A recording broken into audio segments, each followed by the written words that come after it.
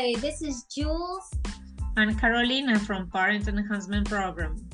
We are here with you today, get to the root of trauma. But before we go to the topic, I would like to say, those of you who like us, would you please follow, share, and like, put little comments down below, or you can have a coffee break with us. Why? Because you can go to www.parentenhancementprogram.com/contact. So what we're going to do is we're going to get to that messy middle. And Carolina's going to take over the show. I mean, she's going to take over. Why? Because we're going to contact women or parents who have had special needs children, women and parents that are asking themselves, why me? Why do I have to have a special needs child? And she's going to tell you about a traumatic experience that happened to her. She has a Down syndrome daughter, very beautiful. Oh my gosh, she's excellent. And she's gonna tell you what she went through. You know what? Take it away, Carolina. Go ahead. Thank you very much, Jules. And you know, we want to keep it real, and we want to be positive, but without dismissing that sometimes life gets very, very messy. There are things that we cannot prevent. And yeah, it happens. So I want to share my story. I already had my first boy. He had 5 years old when I had get pregnant of my daughter. It was a very, very desired pregnancy.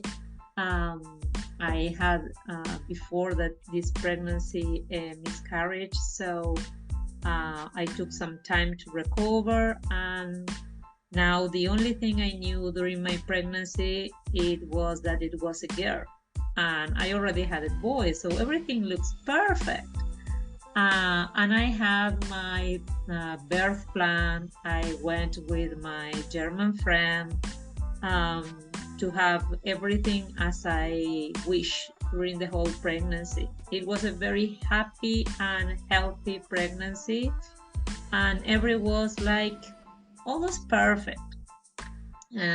I start with labor, and after 12 hours, where they look like 12 years, but there were 12 hours of labor. I was ready to wait for a natural birth. Without any painkiller, without any support. I wish as natural as possible. And suddenly the heart beating of my baby was decreasing, and it was decreasing so fast that we didn't have any more time for waiting for another contraction. I was very, very scary, and the doctor told me that we were losing the baby. So they put me an oxygen mask, and they asked me to breathe as deep as I could because there was no time. They need to go for an emergency cesarean. Wow. So everything changed so quick, and at that point you don't have time to think and to react. I remember that the doctors took some time to find my veins and to put me under anesthesia, and then I don't remember anything else. So I didn't see my daughter when she was born, and when I recovered, I knew that she was very, very delicate. She was on ventilator. She was born without any effort to breathe.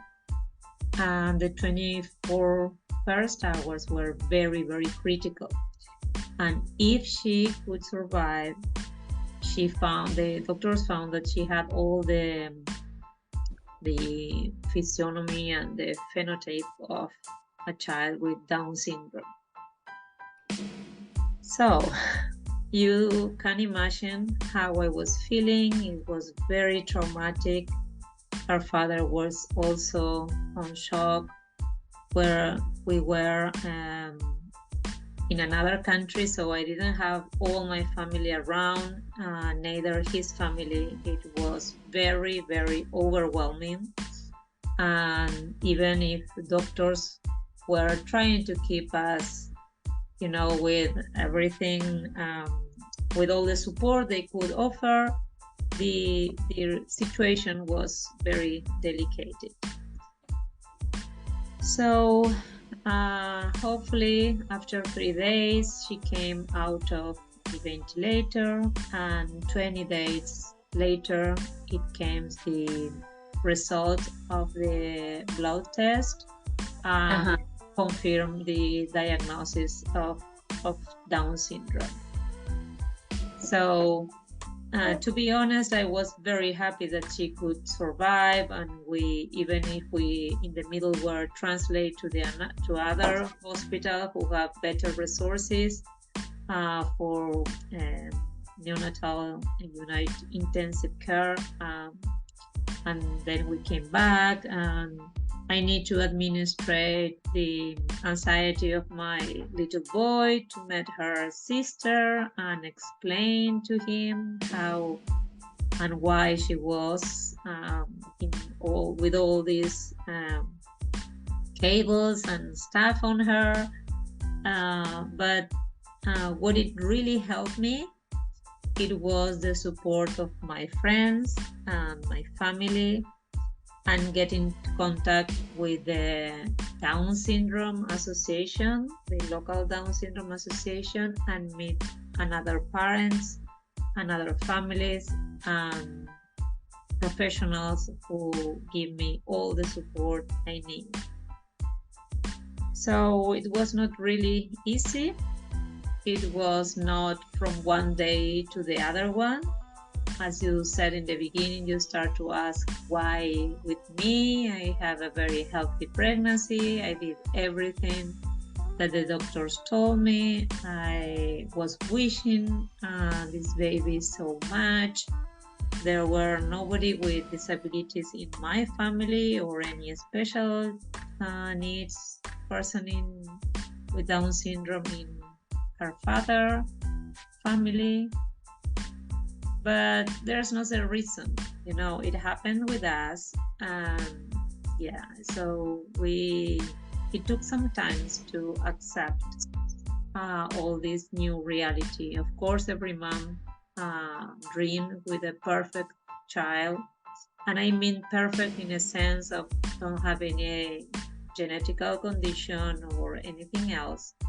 But she's perfect as she is. She has a very, very happy life. She loved herself. She loved to have Down syndrome. It was a very open conversation in my family since the very beginning. And now she is 18 years old. She became an adult last month. And as I told you, it took me some time to accept this new reality and to get off that trauma of receiving the diagnosis. But then I realized that we cannot control anything on life. So everything we can do as parents is provide the better today, because the past is already done and the future nobody knows. So I was raising her to be as much independent and autonomy as possible, and she showed me she's able and capable to do almost everything she wish and she desire, and she put effort on that. So that was my experience. Oh, you know what? I've met your daughter. I met her. I mean, the activities that she's in, when she goes to dance and she's with the firefighters and she's drawing and she's doing all these things. It's like Down syndrome is not special needs to her. That's not her special need. I mean, maybe if she can't write in cursive, that's her special need. But Down syndrome, when I see your daughter, her smile, her laughter, we need to take a breath, because I know a lot of parents out there have special needs children. And the traumatic experience in the beginning of Carolina's birth was very traumatic. I don't know if this touched anybody, but if it did, continue to follow us on this podcast, The Root of Trauma. Get to the root of trauma. But if you notice, it's a fabulous, she's 18. It's like, wow, you've been through it. You can even have a coffee break if you have a special needs child and you're just finding out that they have ADHD or they have cerebral palsy or anything like that. You can contact us on www.parentenhancementprogram.com/contact. But what I want Carolina to say now is speak to those parents that do not understand or what they can do in their situation. Where can they find this support other than coming right here to us? Mm-hmm. Well, there are so many associations. If your child has a disability or a diagnosis who have already a group, this is what I highly recommend you, because you are not the first person, you are not the first parent that is coming across with this situation, and you're not going to be the last one. So we need to get united. In so many of the documents of the health system, it recommends to have contact with other parents. And the time that it takes to accept this new reality that you have the child with this diagnosis, it depends of so many things. It depends of the network of support, it depends of your past traumas or experiences. For some people, it really takes a long time. It could come more difficult if you have financial difficulties, if you cannot find a social service support in your country or in the place you are living. It depends of so many factors. Each family is a universe, is a completely different experience. But what I can tell you is that I need a lot of support. So yeah, finding support is one of the main things that I can recommend you. Accept that you can, or you don't need to hold everything on your shoulders. That is true. That's why we have Parent Enhancement Program. Parent Enhancement Program, we're certified coaches that give you that backbone, that support that you need. Carolina is certified. She has her bachelor's degree. She has the experience of a Down syndrome child. She has the experience. She works in a environment dealing with parents that come in and have that fear.